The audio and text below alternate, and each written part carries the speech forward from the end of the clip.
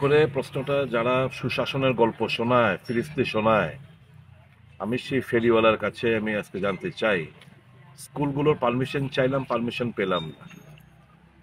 আমরা একটা খোলা একটা জোট একজনের জায়গার পারমিশন নিয়ে ডেকোরেটর কাজ করে আমরা দেখেছি, ডেকোরেটর তিনটে ডেকোরেটরকে হুমকি দিয়ে তাদেরকে এখান থেকে ভাগিয়ে দেওয়া হয়েছে। তো একটা টেনশন সকালবেলা থেকেই, হবে কি হবে না। আমরা বলি যারা যে কজনই আছে তাদেরকে নিয়ে আমরা ওই জায়গায় খালি আকাশে বসে রোদ্দুর মধ্যে বসে আমরা করব, মাটিতে বসে করবো, চেয়ারও নেই, কেউ কিছু ভাড়া দিচ্ছে না।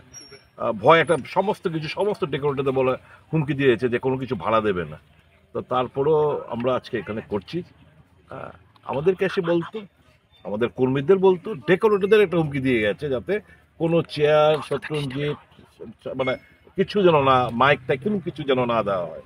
তা সত্ত্বেও আমরা আজ 6 আগরতলা ব্লক কংগ্রেস কমিটি আমরা আজকে সম্মেলন সংগঠিত করছি। এবং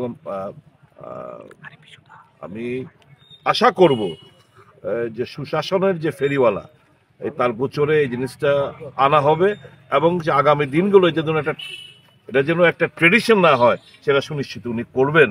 অন্যান্য জায়গায় যেন, কারণ স্কুলগুলো আমরা চাইলে পাবো না, শাসক গোষ্ঠী চাইলে পাইবে, না মারাত্মক। কেন সেটা হবে? আমি যখন ডাইরেক্টর স্কুল এডুকেশনকে জিজ্ঞেস করলাম কেন পারমিশন না, স্যার একটু উপরওয়ালাতে আলোচনা করেন না, স্যার একটু মুখ্যমন্ত্রীর সঙ্গে আলোচনা করেন। আরে পারমিশন দেবেন আপনারা, আমরা বন্ধের দিনে করছি, কিসের অসুবিধা? কোনো সদুত্তর নেই। কালকে শাসক গোষ্ঠী যে কোনো সংগঠন চাক, তাদেরকে পারমিশন দিয়ে দেওয়া হবে। এটা তো গণতন্ত্রের উপর মারাত্মক আঘাত।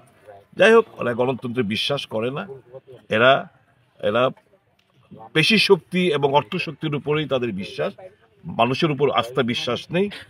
আমরা আশা করব এই সুশাসনের ফেরিওয়ালা প্রয়োজনীয় পদক্ষেপ গ্রহণ করবেন এবং এটা যেন একটা ট্রেডিশন না হয় সেটা সুনিশ্চিত করবেন।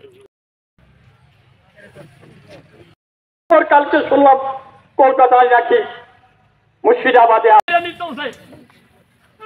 এত তো আর চুপ করে থাকা যায় না।